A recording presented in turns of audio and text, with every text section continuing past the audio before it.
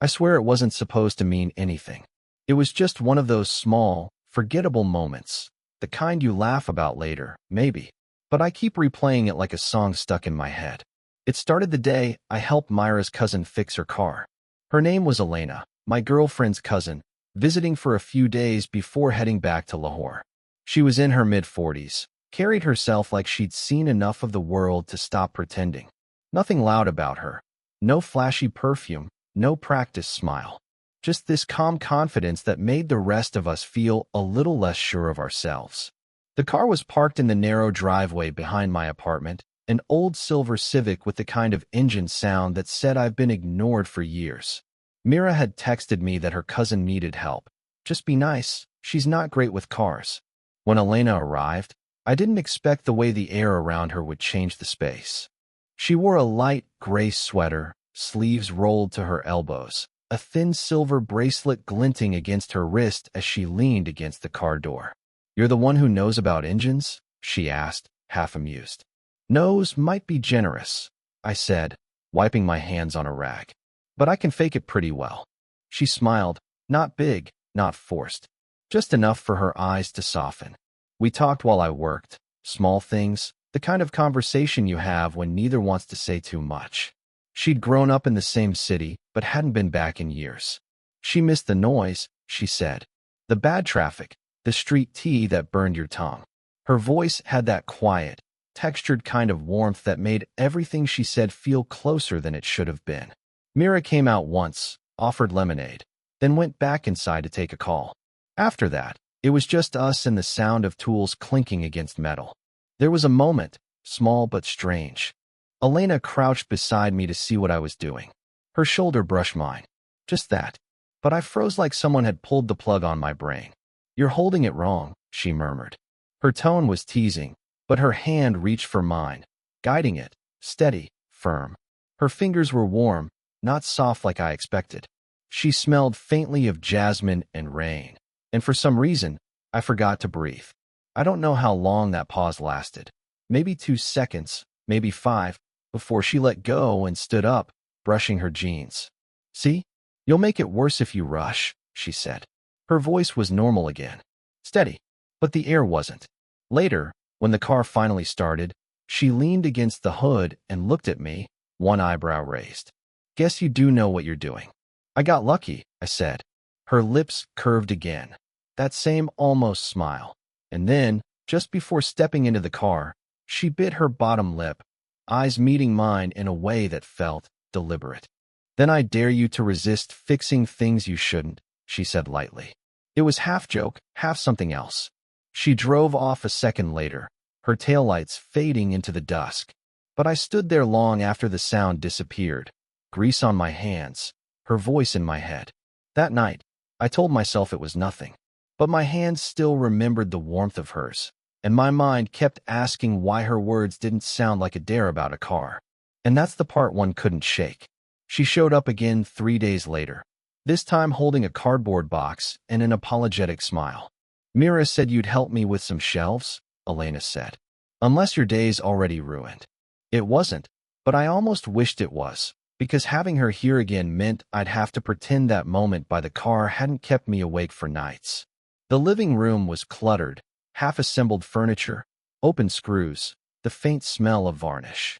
She put the box down, looked around, and let out a soft sigh. "I forgot how loud silence gets when you're living alone," she said. There it was, a tiny crack in her calm. I handed her a screwdriver. "You don't strike me as the kind who lets furniture win." Her lips twitched. "Oh, I've lost to worse things than wood and nails." The words came out with that same dry composure, but something about the way she said them, the faint drop in tone, the faraway look in her eyes, made me stop tightening the bolt. We worked side by side. I noticed things I shouldn't have, the faint tremor in her hands when she lifted a plank, how she pressed her palm to her lower back after bending down, the way her hair kept falling into her face, and she didn't bother fixing it. She was tired, not in a physical way, but in the way people get when they've been holding everything together too long. "Your girlfriend said you're still studying?" she asked after a while. "Trying to," I said, mostly pretending I've got it figured out. She smiled faintly, eyes still on the shelf. Pretending works, for a while. I wanted to ask what she meant, but she already turned away, measuring the next piece, her expression neutral again. An hour passed like that, talking, not talking, small glances that lasted a beat too long. At one point, she dropped a screw, and when I bent down to pick it up, her hand brushed mine again. This time she pulled back immediately. Too quickly. Sorry, she said, her voice barely above a whisper. It's okay, I murmured, even though my pulse disagreed. After that, she grew quieter. I tried to fill the silence with small talk. Music, cities, weather, but she answered in short, careful sentences. Then, when the last shelf was finally upright, she leaned against it and exhaled like she'd been holding her breath all day. It's crooked, she said softly. It's honest, I said. That made her laugh, short and real. She brushed her hair back and looked at me for a second that felt longer than it should have been. You notice too much, she said finally. I think you hide too much, I said before I could stop myself. Her eyes lingered on mine. A flicker of surprise, then something else. A hesitation, like she wanted to say something but thought better of it. She took her keys, smiled that half-smile again, and walked toward the door. But just before leaving, she paused, one hand on the handle. Some things don't need fixing, she said quietly, without turning around. Then she was gone, and I stood there, surrounded by crooked shelves and the faint scent of her perfume, realizing that whatever this was, it was no longer something I could ignore. It rained that night, the kind that muffles everything, even your thoughts. Mira had gone to visit her parents for the weekend, and Elena texted me just before dusk. Power's out here. Yours too. It was. Half the neighborhood was dark. I told her she could wait it out at my place if she didn't want to sit in the dark alone. I didn't think she'd actually show up, but 20 minutes later, there she was, damp from the rain, holding a half-soaked umbrella and that same careful calm she wore like armor. The apartment was lit by a few candles, soft, uneven light that made everything feel closer than it should. She sat by the window, sipping tea, while thunder rolled faintly in the distance. You ever notice how quiet everything gets before it storms? She said. I nodded. Yeah, like the world's holding its breath. Her eyes met mine, and for a moment, neither of us looked away. Then she smiled, small, reluctant. You always say things like that. Like what? Like you're older than you are. I laughed, but it came out awkward. And you talk like someone who wishes she weren't.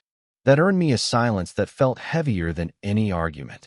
She turned her gaze toward the rain, her reflection flickering in the glass, tired, distant, beautiful in a way that hurt to look at too long. The power flickered once, then again. She jumped slightly, then laughed at herself. You'd think after 45 years, I'd be over being startled by thunder. It's not the thunder, I said before I could stop myself. It's being alone when it happens. She turned back toward me. This time, really looked. And there it was again, that faint tremor in her composure, like the wall she'd built was thinning, just for a second. You think too much, she said softly. Only when I'm around you. That made her exhale, not quite a laugh, not quite a sigh. She leaned back, eyes closing for a moment. You shouldn't say things like that. YOT. Because sometimes words sound like promises, she murmured. And promises break things. A vibration broke the silence. Her phone, lighting up on the table. A name flashed on the screen. Rayhan. She stared at it, but didn't move. The phone buzzed again. Then she pressed the power button, the light vanishing into black. Someone important? I asked, immediately wishing I hadn't. Someone who used to be, she said, voice steady but eyes far away. Some things don't survive endings. People just pretend they do. We didn't talk after that. The room filled with the sound of rain hitting the glass, soft and rhythmic. She got up after a while, walked past me toward the kitchen, the faint brush of her sleeve against mine enough to send a quiet ache down my chest. When she came back, she set my cup down beside me and sat, closer than before. Our knees nearly touched. The candles flickered, shadows dancing between us. I could feel the warmth of her body, smell the faint trace of her shampoo. She turned her head slightly, her voice barely a whisper. You should get some sleep. So should you. I can't, she said. Then, Quieter, not tonight. For a heartbeat. It felt like the world leaned in with us, waiting. And just before anything could happen, the power returned. Bright, sudden, blinding. She stood up quickly, smoothing her sweater. "Looks like the storm's over," she said, not looking at me. But when she left a few minutes later, the air still smelled like rain, and I realized the storm hadn't even begun. It had been a week since the storm, but something between us hadn't cleared. When I saw her again, it was at Myra's apartment. All bright chatter, family noise, the smell of chai and cardamom. Elena was there, sitting at the dining table, smiling politely as Mira told a story about work. She didn't look at me, not once. But her hands, I saw them tremble when she lifted her cup. Later, after everyone left for a walk, I stayed back to help her clean the dishes. The sound of water filled the kitchen, steady, endless. She didn't speak. I didn't either. Finally, she said, "You've been avoiding me." I froze mid-rinse. "You're the one who's been pretending nothing happened." Her eyes flicked up, sharp, startled, then softened. "Nothing did happen." "You sure?" She turned off the tap. The sudden silence was deafening. Water dripped from her fingers onto the counter. "What do you want me to say?" "That night," I said quietly, "you stayed. You could have left, but you didn't." She looked down, pressing the towel between her hands. "And you could have told me to." Neither of us moved. The hum of the refrigerator filled the pause. I could see the reflection of both of us in the kitchen window. Two blurred outlines, standing too close, saying too little. "I don't know what this is," she said finally, her voice steady but hollow. "You're young." You're not a math problem," I interrupted. "You don't get to sum yourself up like that." That made her laugh, short, bitter, tired. "You sound like someone who hasn't made enough mistakes yet." I stepped closer, slow enough that she could stop me if she wanted to. She didn't move. Her perfume was faint tonight, more warmth than scent. "Then maybe let me make one," I said quietly. Her eyes lifted to mine, not shocked, not angry, just scared. Not of me, but of herself. "Don't," she whispered. "Don't make this into something it can't be." "Then what is it?" She swallowed hard. She stopped. Her lips parted, but nothing came out. For the first time, she didn't seem composed. Her hands gripped the counter until her knuckles paled. I waited, giving her the space she always kept between us. She exhaled slowly. "You look at me like I'm someone worth saving," she said finally. "And that's not fair. You don't know what I've already broken." The words hung there, fragile and aching. I wanted to say something, that I didn't care, that I just wanted to understand her. But she turned away, picking up her bag. "This isn't your story to fix," she said, voice trembling now. "Don't make it about us. There isn't an us." And just like that, the air shifted. Whatever thread had pulled us together felt stretched, burning, about to snap. She walked to the door, paused once, and whispered without turning back, "Stop looking at me like you could love me." Then she was gone, and I realized silence had said what neither of us could survive saying out loud. I didn't see her for almost 2 weeks. Mira said Elena had gone back to Lahore early. "Work emergency," she claimed, though she didn't seem convinced herself. I told myself it was for the best. Whatever that thing between us was, that unspoken current, it needed to fade before it turned into something we couldn't undo. But then, late one night, my phone buzzed. A message from an unknown number. "You left your jacket in my car. Thought you'd want it back." No greeting. No name. But I knew. The next day, I found myself outside her place. She looked surprised when she opened the door, like she hadn't expected I'd actually come. "You didn't have to," she started, but I cut in. "It's fine. I was nearby." We both knew that was a lie. Her apartment was smaller than I expected, quiet, lived in. Books stacked unevenly on a table, half-finished tea by the window. The kind of place that holds memories like dust, soft, but everywhere. She handed me my jacket, then turned toward the shelf. "I wasn't planning to stay long," she said. Then again, I never planned much lately. Something in her voice made me look closer. She seemed lighter, somehow, but also hollow around the edges. On the table, beside her mug, was a photograph in a cracked frame. It was of her, younger, hair longer, and a man with kind eyes, arms around her shoulders. I didn't mean to ask. Your husband? She hesitated, then nodded. Was. I stayed quiet. He died 3 years ago, she said finally. Heart attack. He was 46. Her tone was calm, almost rehearsed, but her thumb kept brushing the edge of the frame again and again. I don't talk about him much, she added. People get uncomfortable around grief. They try to fix it. So I stopped letting anyone try. I didn't know what to say.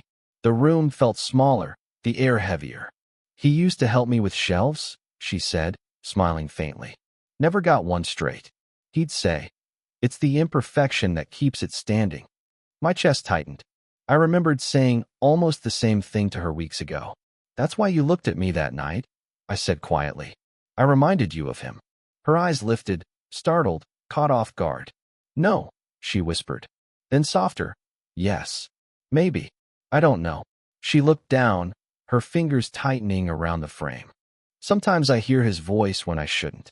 Sometimes I see him in people who aren't him. It's cruel, isn't it? How memory doesn't fade. It just changes faces. Her words sat between us, raw, trembling. I took a breath. You don't have to apologize for remembering. She met my gaze then, steady, unguarded. For the first time, there was no distance, no deflection. I'm not apologizing, she said. I'm terrified. Something in the way she said it broke me a little. The clock ticked. Outside, a car passed, headlights brushing the window. She set the photo down, carefully, almost reverently.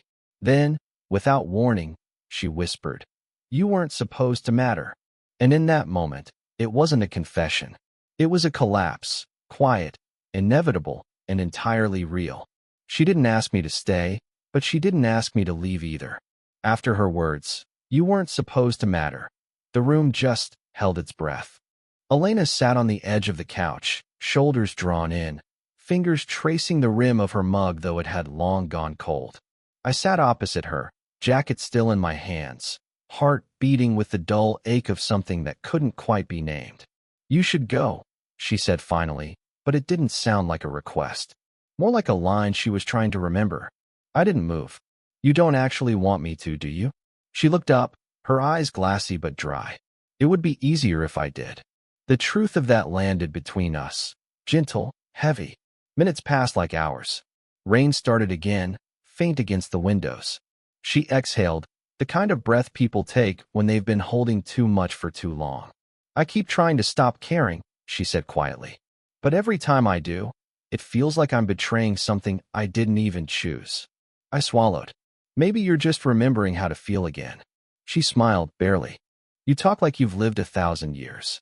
Maybe I've just been waiting too long for something real. She leaned back, eyes closing. The silence grew deeper, but not cold. More like a blanket we both hid under. Then, almost absently, she whispered, it's wrong. I nodded. I know. And yet, she opened her eyes again, meeting mine. Whatever had been restrained for weeks softened then. Not broken, not confessed, just released. I moved without thinking, sitting beside her on the couch. She didn't pull away. For a long time, neither of us spoke. Our shoulders barely touched, but that small point of contact was enough to make everything inside me tremble. Not from desire, but from relief. She reached for her mug again, then stopped midway. Her hand hovered, uncertain. I covered it gently with mine. Her fingers stiffened, then eased, folding slowly into my palm. The warmth was fragile, hesitant, like something alive that might vanish if we moved too fast. She didn't look at me when she spoke next. You know this can't go anywhere. I know, I said. And still, she murmured, you're here. Still, I said. Her head tilted slightly, her shoulder brushing mine. The contact felt unintentional, but it wasn't. I could feel her heartbeat. Faint, steady, painfully human. Neither of us reached for more.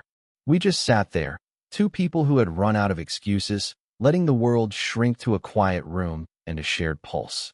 When she finally spoke again, it was a whisper so soft I almost missed it.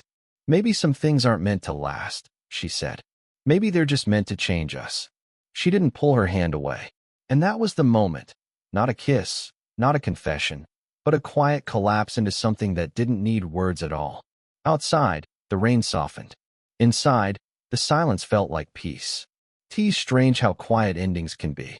There's no music, no door slam, no speech that ties everything up. Just the slow fading of something that once felt too heavy to hold, until it doesn't anymore. It's been months since I last saw Elena. Mira and I ended things not long after that night. Not because of Elena, not really, but because we both knew the truth. I was already somewhere else, even if nothing ever happened. I still pass by the street where Elena used to live sometimes. The window where her light always stayed on late is dark now. Someone new must live there. The shells we built together are probably gone, replaced, repainted. But I still remember the tilt of one. The one she called honest. Funny, the things that stay. I think about her less now. Or maybe I just think about her differently. Not as Myra's cousin. Not as the woman I almost crossed the line for. But as the person who showed me that love isn't always something you chase. Sometimes it's something that stops you in your tracks and makes you see yourself for who you are. I learned that affection isn't just in the words you say. It's in the pauses, the things you don't act on. That sometimes restraint can mean more than surrender. She once told me, some things aren't meant to last. They're just meant to change us. At the time, it sounded like an excuse. Now it sounds like grace. I don't know if she ever thinks of me. Maybe in passing, maybe not at all. But I do know this. She taught me what tenderness looks like when it's quiet. What love feels like when it never gets to call itself love. And I carry that with me.